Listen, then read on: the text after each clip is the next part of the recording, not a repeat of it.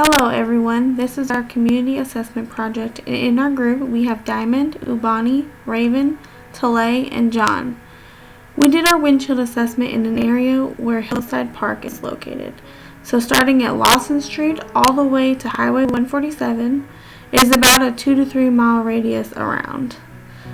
We chose this area because of the recent news articles that have surrounded this area or neighborhood over the last 6 months. Most of the news articles are about homelessness, drugs, and violence. The most known public place in this area is Lincoln Community Health Center, which is a health center that offers discounted health services to those without insurance. When first surveying the area, you see a lot of old and abandoned buildings and houses, damaged roads, and a lot of people walking the area.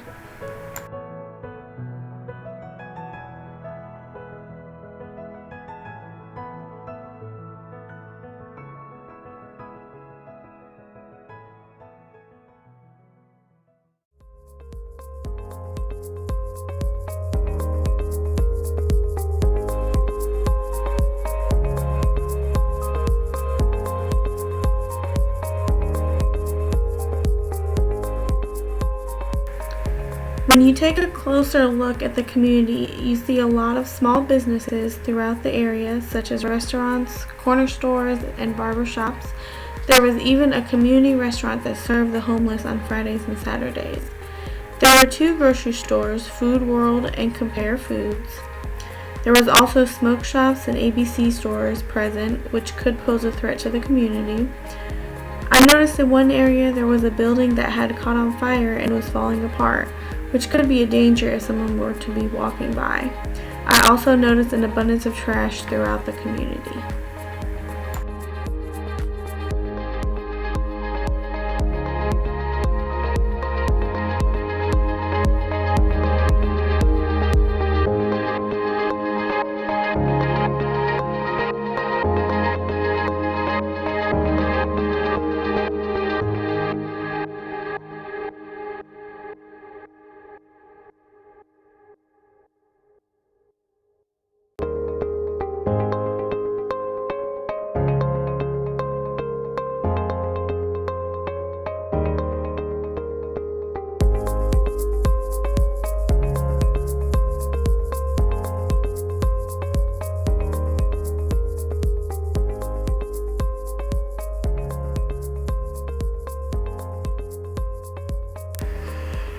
During our windshield assessment, we took note of several social systems that we saw throughout the community. These included churches, Spalding Elementary, which is in an older building. There are several recreational parks in the area. There's a community center that's called W.D. Hill. It offers after-school programs and recreational activities such as dancing and exercise. Public transportation was also easily accessible throughout, and we noticed that there was a police presence throughout the whole community.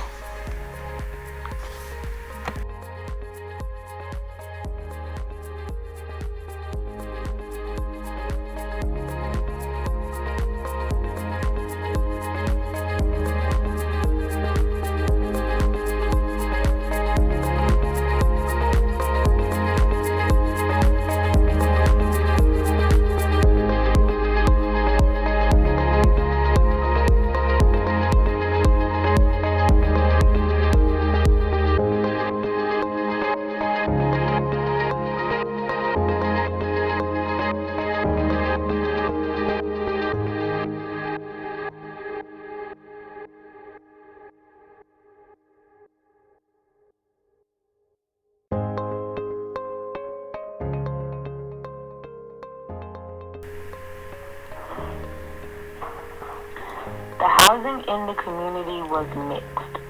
There were a lot of vacant houses that were boarded up, run down, and falling apart. In the community, there were some houses that were being renovated or had already been renovated. There were also houses that were getting torn down. Throughout this community, there were single-family homes and multi-family homes.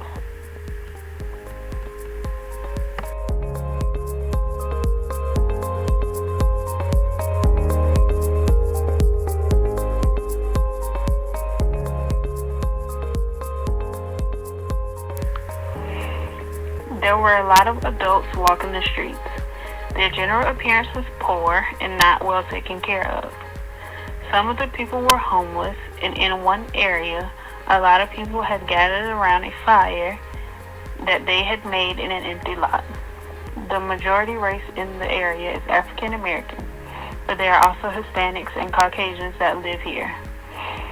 There were a lot of pets in the area, mainly dogs, and we also found a few stray cats and dogs that roamed the neighborhood. There was a lot of evidence of drug abuse. We found beer cans, needles, and needle caps scattered on the ground in multiple locations. We also spotted multiple needle boxes within the area. You could tell that the people of the community were not well and were lacking a lot of basic necessities such as clean clothing, food, and housing.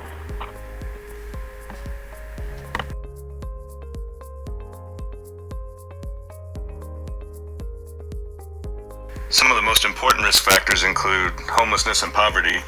There were people living in makeshift homes under the bridges. There were also people hanging out in and around the abandoned houses and buildings of the area where illicit drug use could be going on, and also injury because of the poor quality of the buildings. There was drug paraphernalia found on the ground by the parks and in the street, and this could cause harm and spread disease if children pick it up not knowing what it is. There are also signs of alcohol and tobacco use. There was litter and garbage throughout the community which could cause unsanitary conditions, and there were also stray dogs running the community which would become a threat to the community members.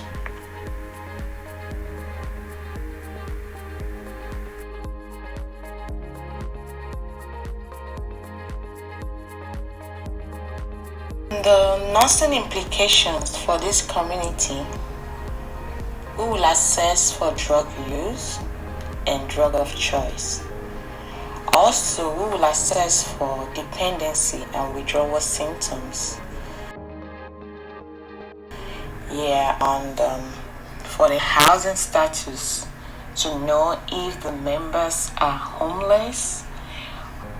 We will also do skin assessments to check for signs of infection due to needle use, and the population mental health status. After assessment, the next nursing intervention is used to educate on drug use and abuse, because so many people that abuse drugs and use drugs sometimes don't know. Part of the education will be the importance of throwing away drug paraphernalia and needles in the appropriate containers, not to throw it just in regular trash containers and other stuff. And also teaching on the importance of cleanliness and how infection can easily be spread through sharing of needles or reusing needles. Also, other information we can offer to these people will be STI screenings and infection spread by needle use. We might look for all these communities that offer free screenings and refer them to those areas and teach them the need to have screening done. We also want to offer resources for homeless people to get water, to get food, to get shelter if possible, and offer them resources for substance abuse rehabs and programs in the area. We also want to offer resources for potential employment opportunities for those who are unemployed, and resources to obtain clothes for an interview if needed. We could also set them up with a social worker, and lastly, we want to offer continuous support after rehab.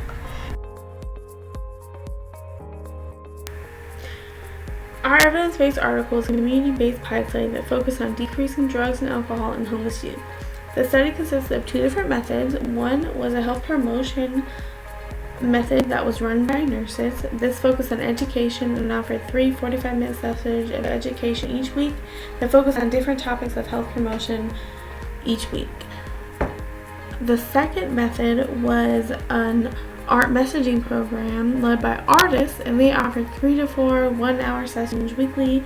The faculty engaged youth in a group setting using poetry, video capturing, artwork, and pictures to explore their thoughts and feelings about living life at present, concerns about drug and alcohol use, and goals for the future. The end results were good. There was decrease in alcohol and marijuana use between both the programs, but only in the nursing-led program did you see a decrease in other drugs as well.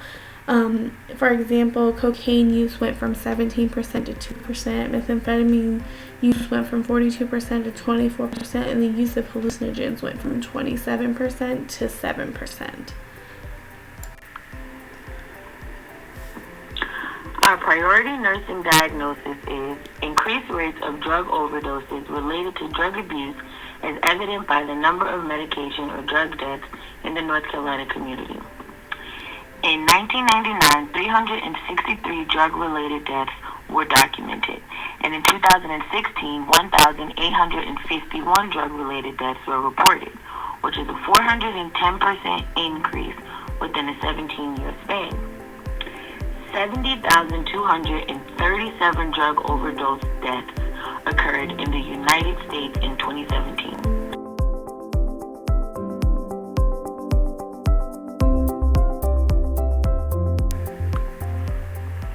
So for our short-term goal, we want to focus on educating the area about drug use, because we can't just force individuals to stop abusing drugs.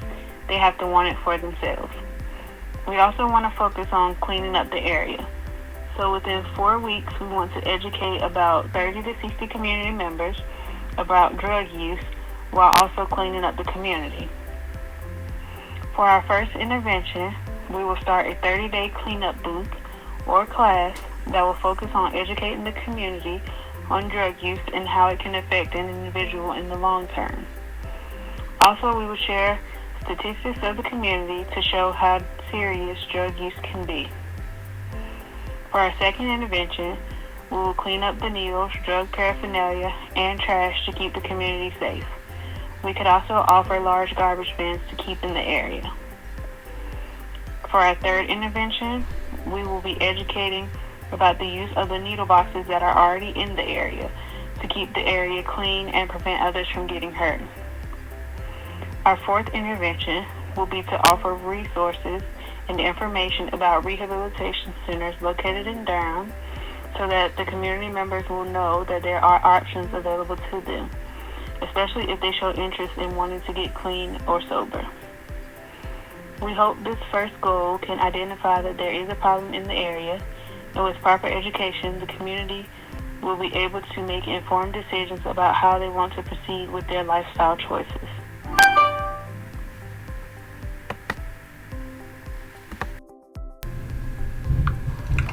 With our long-term goal, we want to focus on decreasing the annual deaths.